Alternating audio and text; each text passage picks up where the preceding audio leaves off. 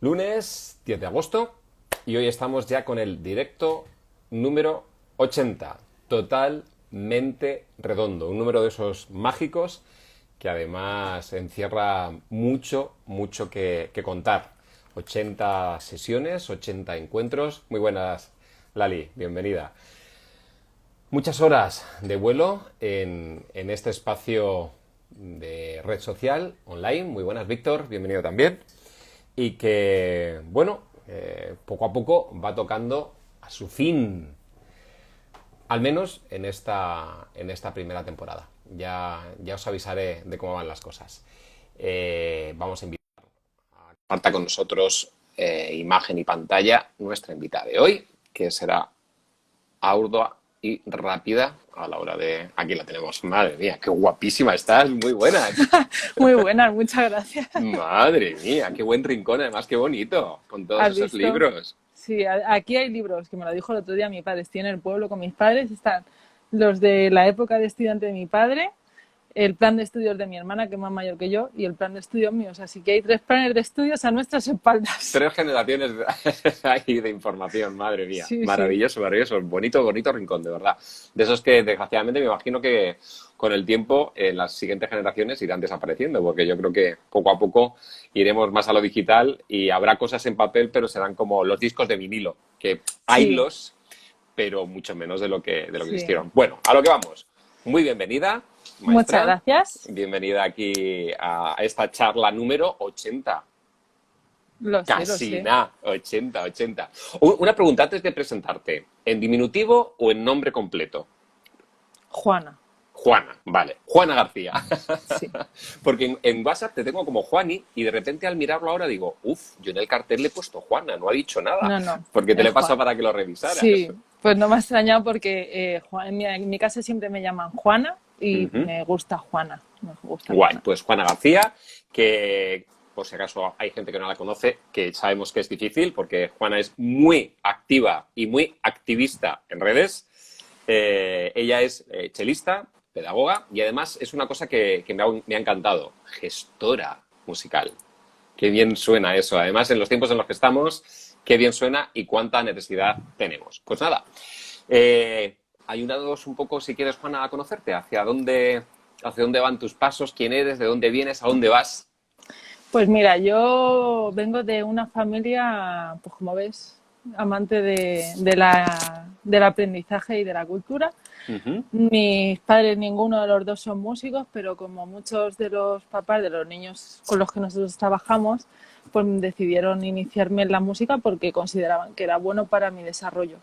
Empecé tocando el acordeón, porque mi abuelo sí que era músico de oído, lo que pasa es que falleció cuando yo era muy chiquitita, y luego elegí el cello porque me enamoré perdidamente y hice mi grado medio de acordeón, el de cello, y dije, ¿y ahora qué hago? Wow. Seguí estudiando cello, pero como no sabía qué podía ser de mi vida, si podía romperme un brazo o no, estudié una carrera universitaria que no, nunca la desarrollé profesionalmente. Estudié la diplomatura de turismo porque mi pasión era la música. Yo quería dedicarme a la música, lo sabía. Otra divergente, acordeón, cello y turismo. Madre mía, como dice aquí Beatriz Pastor, una joyita. Y nada, pues terminé mi superior con un profe al que admiro muchísimo, estudié en Sevilla con Israel Fausto Ujú. y cuando terminé en plena crisis, que no había ni plazas de orquesta, ni oposiciones, ni nada. Yo que ya era un poco rarita, como un poco no me amoldaba lo que tenía que ser, dije, ¿y ahora qué hago? Y hice el máster de gestión cultural, porque se me da muy bien organizar cosas, me gusta, y creía que era una manera de aunar todos los conocimientos que había ido adquiriendo con el tiempo. Y bueno, pues me lancé al mercado, como hacemos todos, y fui compaginando pues la docencia, que fue mi primer trabajo. Bueno, no fue el primero, pero musical sí, la docencia, Ujú. con los bolos que iban saliendo, las colaboraciones pues con orquestas o con un grupo de cámara que tenía cuando vivía allí en Andalucía. Y, y empecé también a hacer mis pinitos en la gestión cultural. y empecé a trabajar en una fundación en Madrid, un paraíso, que por favor, si no lo conocéis, tenéis que conocerlo, ¿Cuál es? la Fundación Olivar de Castillejo. Wow. Quien no conozca a José de Castillejo, que es de la Institución Libre de Enseñanza, debe conocerlo porque era otro divergente de la época. Bien, bien, tomo nota, tomo nota. Tomo nota. Y bueno, pues su familia preservó un trocito del terreno. La fundación está por cerca de Plaza Castilla. Ujú. Cuando se empezó a especular con todo ese terreno, su familia decidió preservar un trocito y crearon la fundación. Él creó una colonia de intelectuales allí junto a Damaso Alonso, a Menéndez Pidal, etcétera, etcétera, Wow. y era una colonia donde se hablaba de cultura y de naturaleza. Cuando yo llegué allí, la persona que es la actual presidenta todavía, Teresa Moreno, de la que también he aprendido muchísimas cosas y le debo mucho, pues quería hacer un ciclo de música donde tuviese cabida los jóvenes intérpretes y allí llegué yo con mis ganas de hacer cosas. Qué bueno. Y bueno, pusimos en marcha un ciclo que a día de hoy sigue activo y va muy bien. Yo ya hace 3 años que no trabajo allí porque, bueno, al final la vida son etapas. Pero estoy muy contenta de que sigan con el proyecto. Y bueno, pues he seguido haciendo muchísimas cosas, pero al final siempre hago lo mismo. O sea, hago no lo mismo, pero tengo la faceta de educación porque yo doy mis clases, llevo 6 años trabajando en la Escuela Municipal de Parla, O sea, tú estás en la eh, Escuela Municipal de Música de Parla, como profesora de cello. como profe de cello, como profe de lenguaje y como jefa de estudios desde hace 4 años. ¡Wow! O sea, que también esa parte de gestión te toca y te gusta. Claro, sí. Y luego pues lo iba compaginando estuve muchos años trabajando con la Field Symphony también y Ujú. con otras colaboraciones que salían. Y bueno, la gestión sí que es verdad que estos últimos años, desde que me fui de la fundación, pues la he desarrollado más en la escuela, que Ujú. también... Ok. Hay una cosa que creo que te marca en todo en lo que tú haces, que es una férrea defensa. Fíjate que yo no tanto, ¿eh? En esto te admiro porque generalmente yo cuando hago proyectos y tal, digo, jolín, yo trabajo menos la música clásica, pero en cambio tú para ti es como una defensa clarísima. Defensa férrea de la música clásica y sobre todo de la música clásica en educación. Sí, lo siento, soy así. Cuéntanos, ¿por qué? ¿Cómo? Danos un poco de detalle de todo ese mundo tuyo alrededor de esa importancia de la música clásica en la educación. Mira, Antonio, cuando yo tenía 7 años, yo me ponía a bailar, no sé, no me preguntes por qué, pero yo me ponía en mi casa a bailar en los discos que tenían mis padres de música clásica en el salón. Y me encantaba. Yo no sé, me creería que sería bailarina o algo así, pero me gustaba muchísimo. Y tengo muchísima sensibilidad y me encanta. Creo que hay grandes obras, más allá de los grandes éxitos, creo que hay una discografía maravillosa. Creo que se está perdiendo. ¿Por qué? Porque es muy difícil meterse en ese mundo de manera distinta. Y sin Vale, que... estás hablando de que no te gusta o que es difícil el cómo se enseña esa música, ¿no? O cómo se da Exactamente. acceso a esa música. Sí. Ajá. O Porque tú sea, lo haces de otra forma. no, yo creo que lo hago normal. O sea, te quiero decir, yo creo que Claro, yo como soy divergente lo hago como yo quiero, no, que es mi forma. lo trato con normalidad. O sea, el problema que yo creo que en el imaginario popular la música clásica está ligada a que es elitista y que hay que tener muchos conocimientos para poder entenderla. Y no, tú tienes que tener dos oídos para poder disfrutarla y ya está. Y luego ya lo que venga después, la curiosidad que te entre por decir, uy, esto que he escuchado, ¿qué es? Ay, y voy a ver, y qué compositor o compositora es, y uy, qué época es. Y de ahí vas a otros lugares, pero lo único que tienes que tener es dos oídos. Y ya está. Entonces, creo que esa es la barrera que hay para enseñarla todavía, que está muy ligada al, no, es que tienes que saber mucho para poder, no, para escuchar. Yo voy a un museo, no sé de arte y sé lo que me gusta y lo que no, Ujú. ¿verdad? O sea, ese símil siempre se utiliza. Pues yo para mí creo que es lo mismo. Y- Entonces, Dime, No, no, perdona. iba a decirte, claro, el problema es que si por un lado hay ese miedo porque parece que hay que saber mucho, que parece muy elitista, pero por otro lado, hablando de, no solo ya de centros como primaria y secundaria, que parece que pueden estar más alejados de ese espacio sonoro, ¿no? Sino que a veces, muchas veces, incluso los propios músicos de escuelas de música, y ya no te digo los de conservatorio, habría que medir cuánto índice auditivo o cuántas horas de vuelo auditivo tienen de música clásica, parece como que al final es algo que nos rechazamos porque nos aburre o porque nos aburren con ella, ¿no? No lo sé. Puede ser, puede ser. O puede ser quizá que el aburrimiento sea otro de los lastres que mm, lleva este tipo de música consigo. Pero viendo tu cara y escuchando tus palabras, para ti parece que no es así, ni mucho No, menos. Además, no. mira, te están llenando de corazones hoy. Debe ser que hay muchos defensor de la música clásica aquí. O muchos amigos. O muchos amigos también. Pero bueno, es bueno que, como decía mi abuela, allá donde vayas, que de los tuyos haya. Eso. Pues, a ver, ¿es aburrido? No. Yo creo, o sea, ¿a ti te resulta aburrido escuchar una obra de música clásica? ¿O piensas que puede ser aburrido para las personas con las que estás en el aula? Pero, espérate, el que hace la pregunta soy yo, ¿no? Perdón. No, está guay, me encanta. Claro, yo creo que esto al final es un poco como los menús. Hay una cosa que aprendí mis primeros años en el País Vasco, cuando fui a Donostia a dar clase, y es que, fíjate, yo llevo muchos años como vegetariano, así como 26, y, y hubo momentos en que cuando llegaban a la mesa a decirte el menú, lo contaban de tal forma que yo había veces, es que fíjate, soy vegetariano, me voy a pedir las cocochas, ¿eh? Porque como las sigas bebiendo así, qué ricas tienen que estar esas cocochas. Yo creo que la música clásica no es para nada aburrida, pero sí es cierto que dependiendo de cómo te cuenten el menú, dependiendo de la cara que le ves a quien te está Exacto, contando el menú, puede ser un coñazo, evidentemente. De claro. hecho, hay mucho alumno de primaria y secundaria y de escuelas de música que han salido escaldados y han salido disparados justo en dirección contraria, precisamente por lo que me he encontrado enfrente y por cómo me están vendiendo el plato, ¿no? Claro. Creo que ese es el kit de la cuestión. Cómo Mm, nosotros somos capaces de transmitir nuestro... O sea, al final tú piensas, ¿no? Voy a ponerme en el caso de las escuelas municipales, de las escuelas de música, que es lo que más conozco, ¿vale? ok. Aunque se puede extrapolar a cualquier ámbito. Yo soy músico.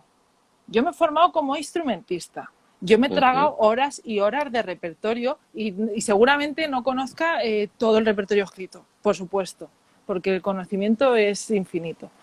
He tocado cámara, he tocado en orquesta, he tocado piezas de solista, he escuchado a compañeros tocar muchas obras, Ujú. pero yo me voy a dar clase a un centro y ¿cómo no voy a contar eso? No, lo que hago erróneamente es preocuparme de que mi alumno coja bien su instrumento, tenga una técnica pulidísima y le pongo una partitura, pero yo no le explico ni qué es. Un poco así, ¿no? Exacto. A ver, y yo he pecado de esto, ¿eh? ¿Tú has pecado de eso? Yo he pecado de eso. Yo creo que por ahí hemos pasado todos, ¿verdad, Juana? Así Todos hemos que, pasado por ahí. pero claro, y ves que no funciona. Y entonces tú estás experimentando en primera persona que esos Ujú. alumnos empiezan a salir disparados. Ya. Como tú decías antes, a lo mejor no se van, pero les ves que están aburridos, que están desmotivados, que te cuesta. Y tienes que empezar a experimentar. Y aquí viene el punto de inflexión. Pues te dejo ¿Cómo? ahí con el punto de inflexión y que no se te olvide, Vale, porque dice Lali, dice desde Alicante, la música clásica no aburre. Sin música clásica me da algo. Digo, ya, pero esta es que este violinista y está todo el día así, con lo cual es normal. Quiero decir, el problema no somos nosotros, sino yo creo que lo interesante que está diciendo Juana es que, señores, sí, a mí me encanta, pero ¿y cómo consigo que encante a los demás? ¿No? ¿Cómo conseguimos que ensortijar a esta serpiente? Ana Violín dice total, o sea, está absolutamente de acuerdo contigo. Y Beatriz Pastor dice, ahí está la labor del docente, romper esos prejuicios. exacto. O sea, creo que es tarea nuestra. O sea, nosotros somos, yo soy músico, a mí me encanta tocar.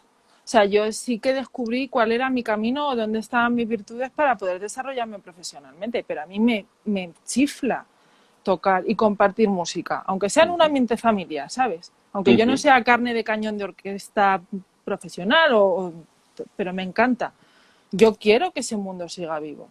Entonces, yo dentro del ámbito donde me desenvuelva profesionalmente, tengo que hacer todo lo posible para que siga vivo. Y es ahí donde me falta la pieza. Y llegábamos al punto de inflexión. Entonces, claro, yo veo que mi alumno se aburre, que las piezas que está tocando, que son, además, son piezas muy sencillas, pero son piezas de música clásica, no le enganchan. Y dices tú, ¿y qué hago? Entonces aquí es el peligro que se puede cometer, que se tiene que hacer, pero muy inteligentemente, que es ceder a lo que ellos quieren tocar, que normalmente es la música que escuchan a su alrededor. Entonces, por supuesto. Eso es como si de repente le diéramos bocata, ¿no? Bueno, bocata ya no, porque en España el consumo de bocata ya no es bocata, ahora ya es hamburguesa y pizza, ¿no? Pero es como si, vale, hoy es domingo y te voy a dejar comer pizza, ¿no? Sí. Pero mañana vamos a probar las lentejas y te van a gustar. Y se consigue. Ok. ¿Cómo, Juana? ¿Cómo se consigue eso? Porque me imagino que, imagínate, cantidad de profesores de escuelas de música, cantidad de profesores de primaria y secundaria que tienen lo que tienen delante como alumnado y que ellos desearían que escucharan ya no los clásicos, a cualquier obra, porque yo creo que a lo mejor eso es importante, ¿no? No hables del clásico que piensas que tienes que hablar, sino habla de aquel que realmente te ha llenado, ¿no? Este compositor, esta obra me ha llenado, me hacía bailar de pequeño. Claro. ¿Cómo conseguir que eso salte de mí y llegue a ti como discente? Pues mira, una parte muy importante creo que es la pasión con la que nosotros lo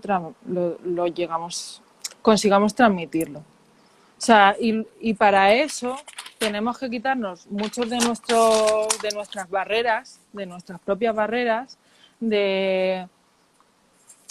a ver, ¿cómo me explico? Que me quiero explicar bien. Nos tenemos que quitar nuestras propias barreras y tenemos que ser realistas con el público que nos está escuchando. A mí me puede encantar La Quinta de Mahler o una sinfonía de Shostakovich, pero a lo mejor, por mucho que a mí me guste, no es el momento de yo enseñarlo a mi alumno. Por más que yo tenga la ilusión plena de que conozcan La Quinta de Mahler, porque van a decir, ¿esto qué es? Si no tienen un oído hecho a escuchar esa música. Si en su entorno familiar sí lo hay, por supuesto que les va a entrar fácil, pero vamos a contar con que no es lo más normal, ¿no? Entonces, ¿qué tengo que hacer? Yo tengo que hacer una búsqueda muy cuidadosa de obras que me permitan trabajar con ellos aspectos que vaya a trabajar en el aula o con las canciones que ellos elijan o con el repertorio que vayamos a trabajar a lo largo del curso, pues que tengan elementos rítmicos, elementos tímbricos, elementos formales y que despierten y que sean interesantes. No sé si me explico. Sí. Te explicas, está bien. Yo creo que desde ahí partimos todos, pero llega un momento en el que, vale, ¿y ahora qué pieza eliges? ¿O cómo lo transmites? ¿Cómo llegas? O sea, porque yo creo que en el ánima de todo docente está eso que estás diciendo. Buscar, seleccionar, elegir, incluso poner, que me encanta lo que estás diciendo, ser empático y poner el ojo en el otro para decir, vale, no lo que a mí me interesa, incluso ser responsivo, ¿no? No lo que a mí me interesa o lo que me dice incluso la programación, sino aquello que puede necesitar. Vale, ¿y cómo lo hago? ¿Cómo les hago que tengan ese punto de interés? Pues creo que se tiene que... Bueno, creo. Yo te digo cómo lo hago yo y a mí me funciona. También es cierto perfecto, que yo soy una por persona eso estás aquí.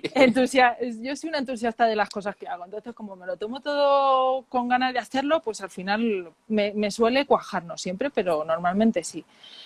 Yo en mi aula, me da igual que sea de cello, de lenguaje o de música y movimiento, cuando daba clase de música y movimiento, a mis alumnos de cello yo no les voy a poner a tocar el preludio de la primera suite, porque no lo van a tocar, porque no es un contexto donde vayan a tocar eso.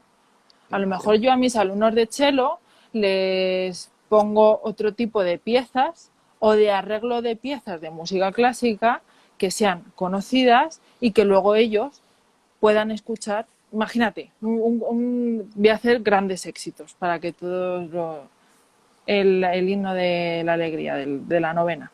Bueno, pues de eso está así en todos los métodos, está en todos los métodos, todos, de niños pequeños, pues lo tocan. Y ese les suena mucho.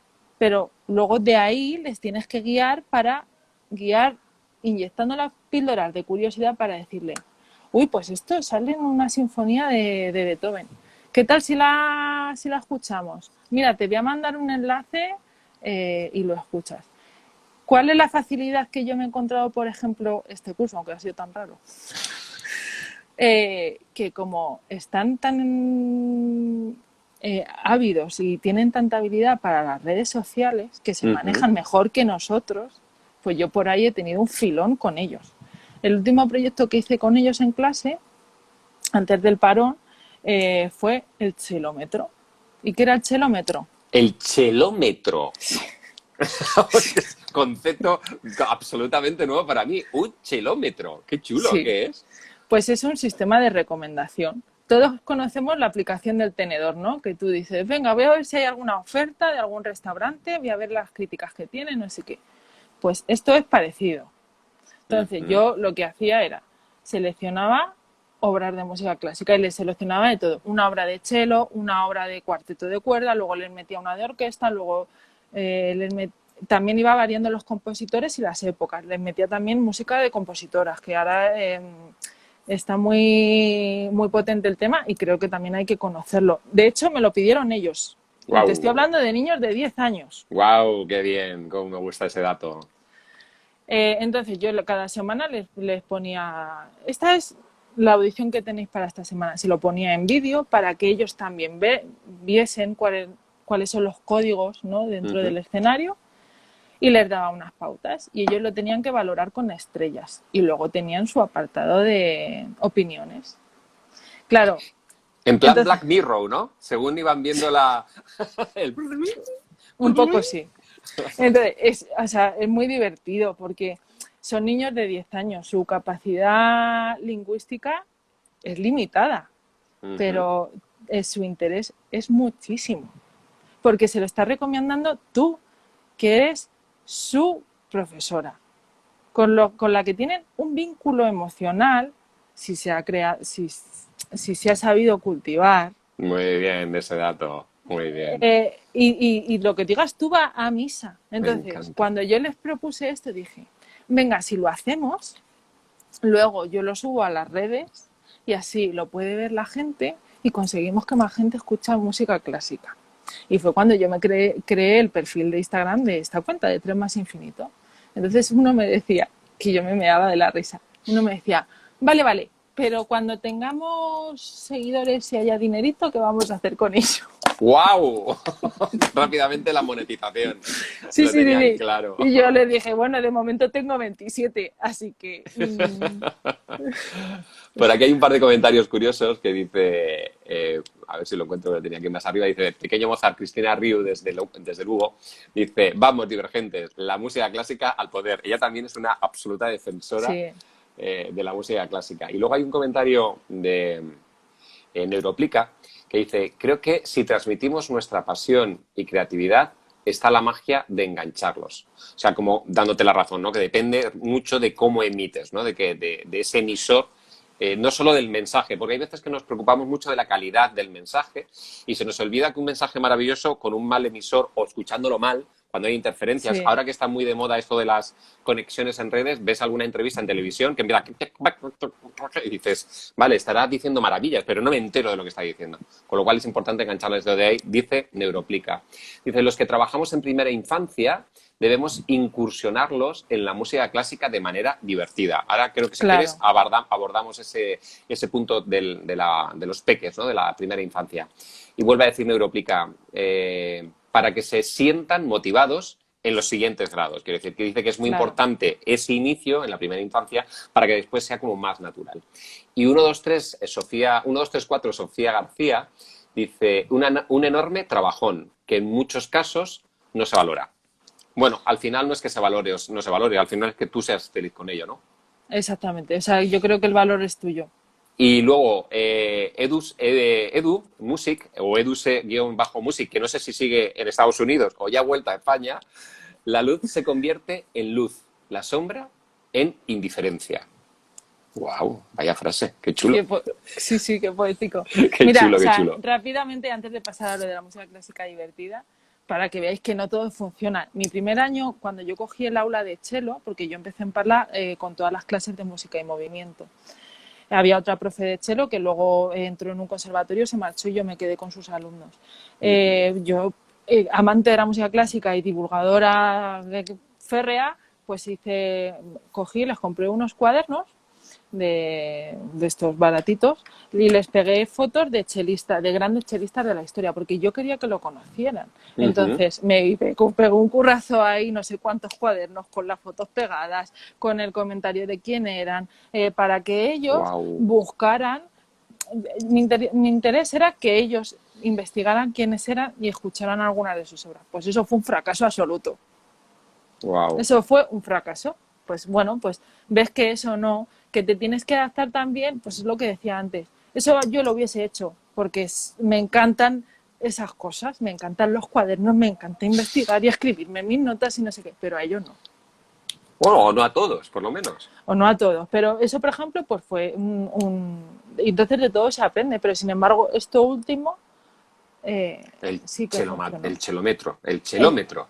Yo os invito a que lo pongáis en marcha en todas las clases. O sea, es facilísimo escoger, seleccionar piezas y que las escuchen. Piezas, o sea, se tiene que saber que se elige, ¿no? O sea, Claro. tienen que ser piezas muy resultonas para que poco a poco se puedan ir metiendo otras cosas. Qué guay. Beatriz Pastor dice, sí, sobre todo en primera infancia. Asociamos la música clásica al movimiento y a su faceta creativa. Que teatralicen o que creen movimientos rítmicos. Es más fácil engancharlos y que cambien su visión. Sí, esto es como esconder las espinacas, ¿no? A través del movimiento y a través de la teatralización, claro, el oído está recibiendo información y va quedando claro, ahí. Claro. Vale. Pues abordamos ahora lo que tú querías, que era lo de la música divertida. Bueno, vale. Si no, yo sigo con el guión que me dice, bueno, ahora hablaré de la música divertida. No, como lo has dicho tú, te recogía eso, pero como... Uy, un poquito de problemas de red, que habíamos estado... Ay, bien, no yo creo que ahora que ya nos hemos puesto al día. Bien. Tranquila, que ha habido ahí como un bucle de información. Vale. No sé si quieres aportar algo más de este bloque de información sobre el proceso de la música clásica y cómo has estado trabajando en escuelas de música y en Diré que, a ver, aunque soy una férrea defensora de la música clásica, siempre lo he mezclado con otros estilos porque creo que hay que despertar el interés por todos y cada uno de ellos. He hecho algunos vetos. Evidentemente, el reggaetón en mi clase no se escuchaba. Lo siento. Pero lo único que diré es que confiemos en lo que nosotros hemos hecho durante 14 años, si no más, y en todo lo que hemos aprendido. Que lo revisemos con mucho cariño y mucho mimo y que tengamos ganas de compartirlo con las nuevas generaciones, adaptándolo a sus gustos, no a los nuestros. Bien, dice Neuroplica, en Nicole estamos leyendo musicogramas conociendo a Mozart, con niños de 4, 5 y 6 años. Toma ya. Muy interesante. Y maricarmen.bg37 dice, el problema es el poco tiempo que duran las sesiones de música, solo 45 minutos a la semana, en primaria, por lo menos. Sí, la verdad es que con mayor motivo hay que conseguir aprovechar el tiempo o fidelizarles. Y que como tú hacías con el chelómetro, claro, tu tiempo de clase no daba para más, pero buscabas espacios en otros lugares y de otros tiempos. Claro. Okay. Hay una cosa también que me gustaría comentar contigo, Juana, que es que parece como que es tan importante la parte cognitiva en la música, no lo dudo en escuela de música, no lo dudo en conservatorio, tengo mis más o mis menos dudas de hasta cuánto cognitivo necesitamos en primaria y en secundaria, pero en todos esos ámbitos, y en infantil evidentemente, pero en todos esos ámbitos se nos olvida algo, que es el consumo con criterio de la propia música, o sea, el ocio musical. Parece que si te conviertes en músico, ya el ocio da igual, ya no tienes por qué consumir. Y cuando estamos en primaria y en secundaria se nos olvida que es importante fomentar ese ocio, crear ese ocio de cultura, de consumir buena música. Y creo que tú eres también una defensora de esa línea de trabajo, ¿no? Sí, sí, por supuesto. Sí. He de decir una cosa, que no se dé por hecho, y esto voy a ser un poco grano en el culo, lo siento, que no se dé por hecho que por estudiar en un conservatorio somos buenos consumidores de música, porque Pues no es así. eso era justo lo que estaba diciendo, o se ve que me he explicado fatal. Mi idea era decir, no solo hay que crear, No, porque luego es interesante ver cuántos conciertos ve un alumno de cualquier escuela de música o de cualquier conservatorio en cualquiera de las etapas al año, que yo creo que va en disminución hasta que llega un momento en que ver los tuyos. y cuando ya somos profesionales, que también, en fin, bueno, solo Vale, quería decirlo. ok, Pues ok, sí, ok. creo, o sea, al hilo de lo que decías, ¿no? Ujú, Al final, pero no solo con la música, sino con cualquier disciplina. O sea, debemos enseñar a consumir o debemos mostrar un mínimo de calidad en aquello que enseñamos, ¿no? Me da ujú, igual en el ámbito que sea. En el ámbito que nos compete, que es la música, nosotros somos personas formadas. Nosotros sabemos lo que suena bien, lo que suena bien, mal, lo que es una buena interpretación, lo que es una interpretación curiosa que hay que ver, aunque nos guste más o menos, y ujú. debemos enseñarlo. Y eso a mí, sintiéndolo mucho, creo que pues el hándicap que hay en el propio sistema, pues yo sé que son 45 minutos de música y que tienen un programa que cumplir y que es muy difícil porque además los maestros tienen una burocracia brutal. O sea, que son muchos inconvenientes, pero no hay que desistir en ello, porque nosotros somos sus guías. Un maestro es la guía de esos niños y se pasan muchas horas con nosotros. Ya, es cierto. Entonces, si nosotros hacemos esa selección de contenidos jugosos, les vamos a acostumbrar a su paladar ya va, pues no se va a conformar con una hamburguesa, va a querer, pues a lo mejor un poquito de caviar del bueno. Vale, y ahora voy a seguir con esto y te hago un pequeño paréntesis con lo que dice Lali. Dice, yo con nenes de 5 años en violín les pregunto, ¿tú sabes quién inventó el violín? Porque yo no lo sé.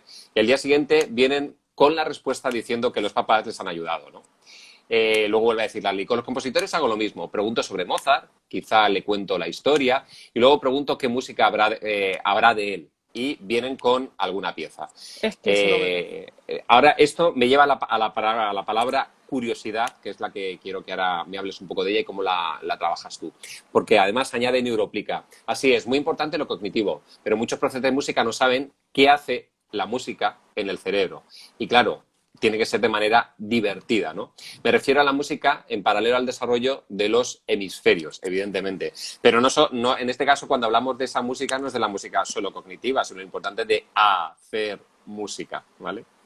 Eh, ¿qué, qué, ¿Cómo fomentar la curiosidad? ¿Cómo trabajas tú esa palabra? ¿Qué es la curiosidad para ti en todo este proceso de la música clásica para que no sea aburrida? Pues mira, voy a recoger lo que ha puesto Lali. Para mí eso es una gran estrategia, que yo también utilizo. Ajá, ¿cuál? Plantear preguntas. Pero tú no eres la profesora y es la que tiene que dar las respuestas. ¿No? Ya Porque estamos aquí dándole la vuelta a la clase. Vamos claro, a ver, tú eres la profesora y tú tienes que responder. Tú no puedes hacer preguntas y que los niños se vayan con una pregunta metida en el bolsillo. creo que hay que hacer eso. Si hiciésemos eso más, nos iría de otra manera. ¿Por qué? ¿Por qué no se iría de otra manera? ¿A qué te refieres? Porque si nosotros estamos en un sistema unidireccional, trabajamos en un sistema unidireccional en el que la única persona que da información soy yo, la otra persona se va a quedar siempre en actitud pasiva. Y cuando digo siempre, creo que los hábitos que vamos a ir desarrollando según vayamos creciendo se van a quedar petrificados, se pueden quedar petrificados.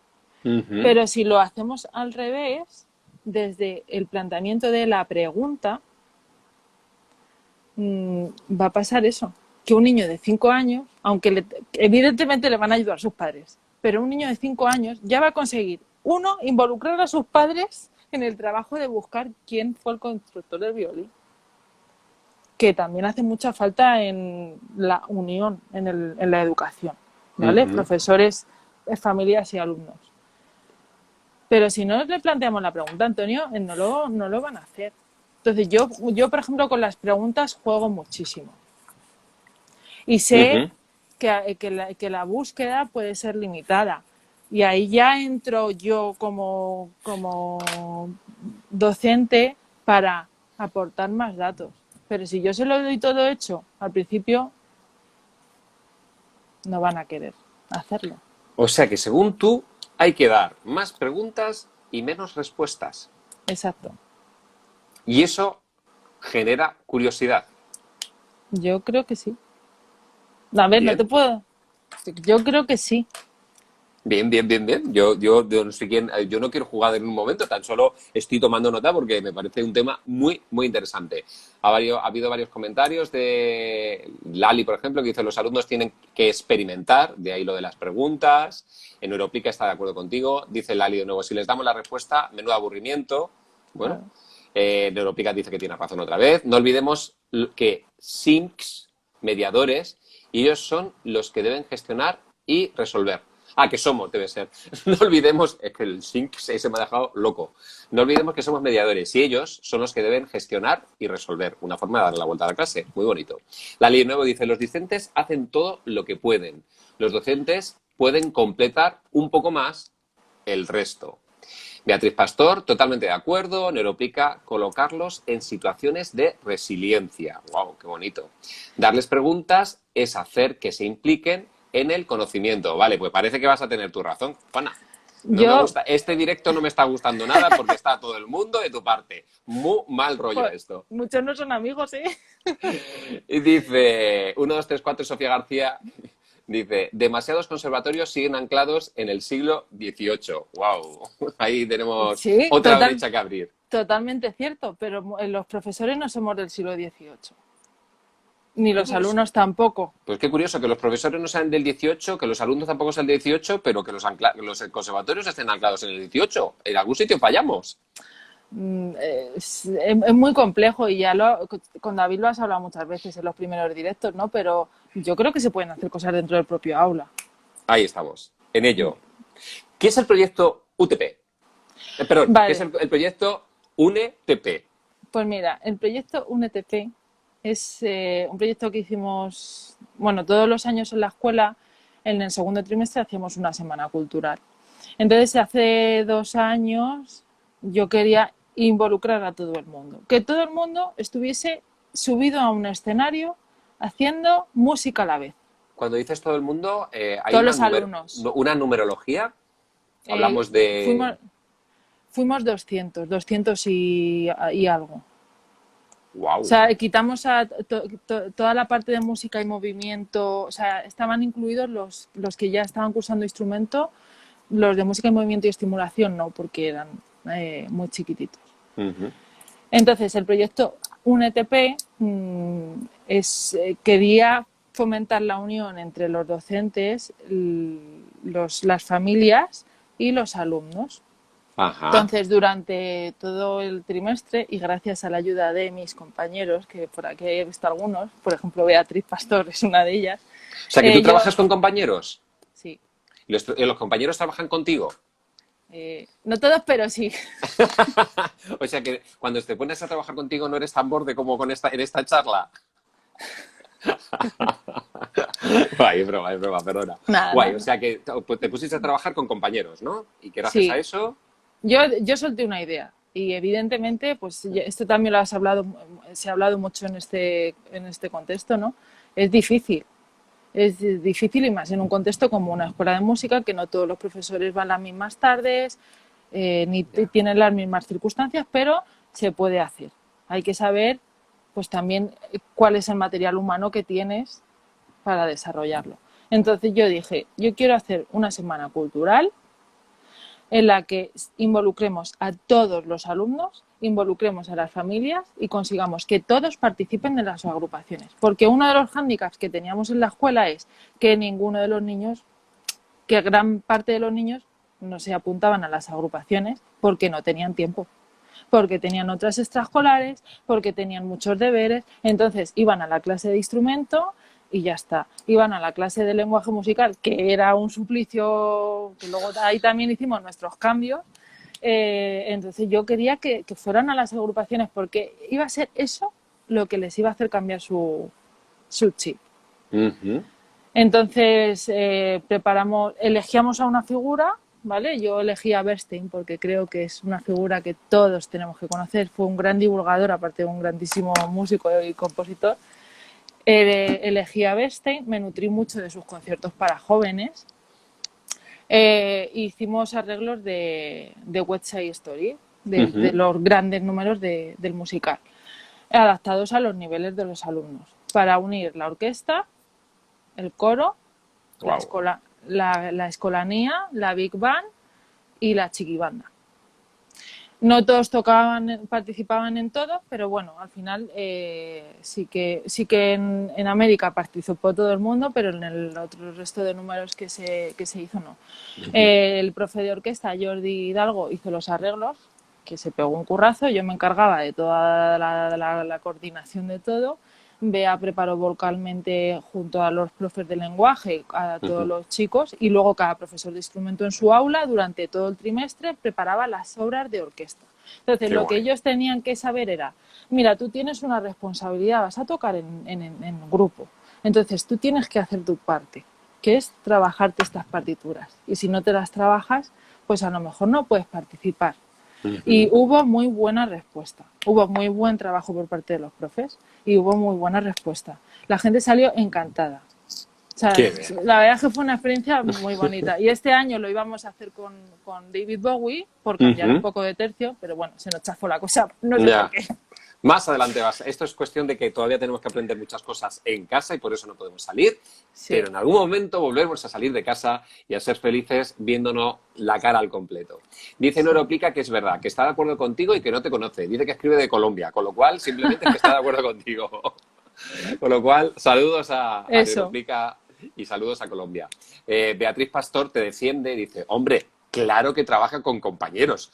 Parte del éxito está ahí y saca un emoticono con lengua. Vale, pues estamos ya en 55. Juana, se nos ha pasado el tiempo volando. Y sí que no querría terminar esta charla sin hacer alusión a algo que has dicho en varias ocasiones, pero que lo has dicho como muy escondidito. Y a mí me parece que es una labor que estás haciendo también muy importante y que quiero que se sepa. Que es que nos cuentes un poco más en profundidad, que es 3 más infinito. Pues mira, 3 más infinito empezó siendo un blog de cuando yo estudiaba el máster, porque tuve que hacer un blog, donde compartía experiencias culturales y contaba crónicas de lo que yo... Si iba a haber una exposición, pues lo escribía, me gusta mucho escribir, no sé si lo haré muy bien o muy mal, pero me gusta hacerlo. ¿Pero se te entiende? Sí, creo que sí. Entonces, yo comentaba, ¿no? Pues lo que me parecía, lo que a mí me hacía sentir viva la cultura y lo compartía ahí. Pero me di cuenta que al final, pues 3 más infinito, 3, pues mis 3 facetas profesionales, la gestión, la educación y la interpretación, que va a llevar a infinitos caminos y a infinitas ¡Qué bonito! Y eso es 3 más infinito. Y es cierto que sí que este último año, y más con lo que ha pasado, que me ha servido también para darle un empujón, lo he querido profesionalizar porque en este mundo de muchos divergentes, un poco escondidos, o poco visibles, no sé muy bien por qué, o no quiero entrar muy bien a decir por qué. Estaba un poco cansada y lo digo tal y como lo siento, estaba un poco cansada de que la gente con la que trabajaba, algunos, no todos, en la escuela tengo compañeros maravillosos y no voy a decir nada de ellos, vamos, solo puedo decir cosas buenas. Bien. Pero en otros contextos sí que tendemos un poco a ser muy machacones y muy aprovechados. Y yo quería poner en marcha mis propios proyectos para quien quiera compartirlos conmigo. Qué bonito. No estar siempre dependiendo de dónde voy a estar trabajando para poner en marcha. Pues mira, lo que pueda sacar, lo sacaré. Evidentemente, yo sigo teniendo mi trabajo y sigo volcándome en él como lo he hecho siempre y como lo haré porque creo que es parte de mi ADN, pero Ujú. quiero poner en marcha mis propios proyectos porque lo necesito. Qué bien. Y ahí es donde aparece ese 3 más infinito, que este año, Exactamente. durante toda la pandemia, se ha vigorizado y se ha hecho Sí, mucho, mucho más visible. sí. Bueno, pues, Juana, un verdadero lujo tenerte. A ti Es, por invitarme. Solo una espero... cosa más Sí, claro. que te lo quería decir. Hay una Sí, sí, cosa que sí. dices siempre que me gusta mucho ¿Qué, y qué es, dices tú siempre? no, que dices tú. Ah, que digo yo. Bueno, hay muchas cosas que me gustan mucho, pero hay una que le doy especial valor y es cuando hablas de las programaciones al alza. Y al hilo de todo esto que estamos hablando, ¿no? De cómo dar más presencia a la música clásica a la educación y cómo hacer que perdure a largo plazo para que sea una forma de consumo de algo, de un producto de calidad y demás, diré que otra de las cosas que tienen mucho que ver es las programaciones al alza. Que dejemos de subestimar la capacidad de los alumnos, que tienen toda la capacidad que nosotros queramos que tengan. Y ya está, y lo dejo. No sé si... Me encanta, me encanta. Sí, sí, ya sabes que soy muy de programaciones al alza, sin hacer daño. Por Y que, supuesto, por supuesto. y que las programaciones al alza no es hacerte 18 estudios en vez de 12. No, Eso no es una programación al no. alza. Eso lo tuve que explicar en un claustro de un conservatorio una vez, porque hubo un grupo de unos instrumentistas que miran, que cuando tocan miran hacia la pared, que hicieron así. Y dije, no, y este es de los nuestros. Esto es de los que pone mucho repertorio. Y dije, no, no, no, no, no. La adaptación curricular al No, alza no significa tener más estudios. Significa hacer otras cosas que son tan importantes exactamente. o más que tocar y que Sí, generalmente van enlazadas. por eso quería decirlo, porque es una de las cosas que siempre pones en valor y que a mí me gustan mucho de todo lo que dices. Y por Bueno, pues supuesto que no es hacer 18 estudios. guay, guay. Pues te toca cerrar, quiero decir. Último speech, tienes aquí a todos tus amigos y los que no eran tus amigos lo son ya por cómo ha sido tu discurso, que se han puesto absolutamente a tu favor. Y es tu último minutito para ti, maestra. Pues mira, quiero darte las gracias por hacerme un hueco aquí en este fabuloso espacio que has creado y que es tan necesario. Y solo voy a decir una cosa. Incubar públicos, que es lo que yo defiendo tanto, ¿no? En Tres más infinitos, no es otra cosa que enseñar a amar lo que se aprende. O amar lo que se enseña, enseñar a amar, ponerle valor y ponerle mucho cariño a todo lo que hacemos. Y los que estamos aquí, que la gran mayoría estamos dentro de un aula, aunque nos chifle tocar o aunque lo que más nos gustaría hacer es tocar, me da igual, debemos respetar mucho ese entorno, mimarlo, porque si lo hacemos podremos seguir tocando dentro de 20 años. Así que incubar es muy difícil, pero es muy gratificante y que no desistamos en ello. Fíjate, pues no va a ser lo último que vas a decir. Te voy a hacer una pregunta. ¿Crees que debería existir alguna institución educativa o profesional musical que no tuviera un departamento de incubación? ¿Que no o que sí? Te lo hago la pregunta otra vez porque me ha alargado y se ha liado.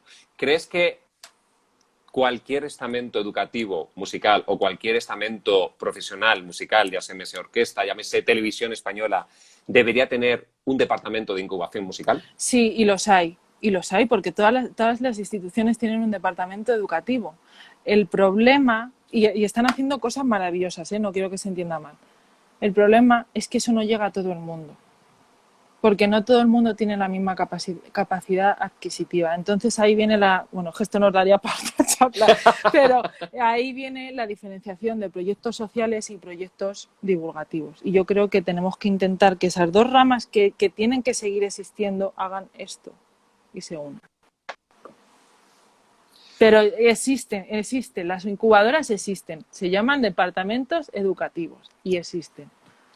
Pues que sigan existiendo o que crezcan, porque está claro, me ha encantado lo que me has dicho, me quedo con esa frase final, me quedo con tu pasión, me quedo con esa necesidad de eliminar barreras, me quedo con esa visión realista de tu alumnado y esa visión realista del público. Me quedo con esas más preguntas y menos respuestas. Y me quedo con esas incubadoras que tienen que tener o más espacio o que sean más visibles. Gracias, Juana García. A ti. Muchas gracias, Antonio, y que nos veamos pronto. Ojalá que así sea, maestra. Cuídate mucho. Adiós. Bueno, pues aquí teníamos una de las grandes. Tengo más comentarios por aquí. Dice, más gente como vosotros, por favor, los alumnos los necesitamos, qué maja. Y esto nos lo dice Teresa Marco. Bueno, Teresa, pásate por todos los vídeos que hay, que como ves hay mucho profesorado en este país que está haciendo cosas maravillosas. Aún así se agradecen tus palabras. Claudia Palanco dice totalmente, sois geniales, gracias a ti. Me ha encantado, dice Lali. A mí también me ha encantado, te lo puedo asegurar. Beatriz Brava para las dos. Neuroplica sí, no solo deben, tienen. Así es, Neuroplica, no solo deben, tienen. Con lo cual, nada, un placer. Pues con esto cerramos el directo de hoy. Un directo muy, muy, muy especial porque es el último de esta temporada con entrevista. El próximo directo que hago es el miércoles. Ese directo será un directo muy especial porque será con el que cierre temporada, en el que haré un poco de resumen de estos 80 directos que hemos tenido desde el 16 de marzo que empezamos con el confinamiento y en el que, como algo excepcional, estará abierto a que cualquiera de vosotras, cualquiera de vosotros podáis participar en directo. Simplemente con que me solicitéis entrar, tendréis espacio y hueco para poder comentar alguna de las cosas que hemos dicho, alguno de las charlas que hemos tenido, algún comentario, tendréis libertad para poder compartir con el resto, con las personas que estemos el miércoles de 7:15 a 8, tendréis libertad para tener ese espacio. Con lo cual será un directo, espero que muy especial, muy diferente, muy participativo y será el último de esta temporada, porque creo que después de abril, mayo, junio, julio y agosto, después de 5 meses ininterrumpidos, de uno diario durante toda la cuarentena y 3 semanales durante el tiempo de junio aquí, creo que ya todos tenemos necesidad de descansar un poco y quizá empezar en septiembre con ganas de nuevo, no porque me falten, sino porque de vez en cuando es bueno oxigenarse y es bueno respirar las tardes de los lunes, los miércoles y los viernes en cualquier momento, a cualquier hora, aire que te permita seguir pensando. Seguiré trabajando para ver qué ocurre en la temporada de septiembre y en cuanto sepa cosas os iré anunciando en redes cómo lo vamos a hacer. Con lo cual, gracias por estar ahí, gracias por... Dice, voy a echar de menos esto. ¿Sabes el problema, Lali? Que yo también, que estoy despidiéndome, aunque me queda uno todavía y ya me entran ganas de volver. Con lo cual, espero que el miércoles nos veamos y que podamos charlar juntas, charlar juntos de todo aquello que se os ocurra. Han sido 80 programas. Sé que muchos no los tenéis porque los primeros no se grabaron, no los grabamos.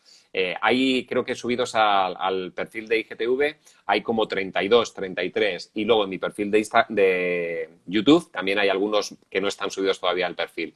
Con lo cual, si queréis echaros un vistazo y luego comentar aquello que os haya gustado de cada uno, eso es lo que haremos, ¿vale? Un placer y hasta el miércoles. Será el último.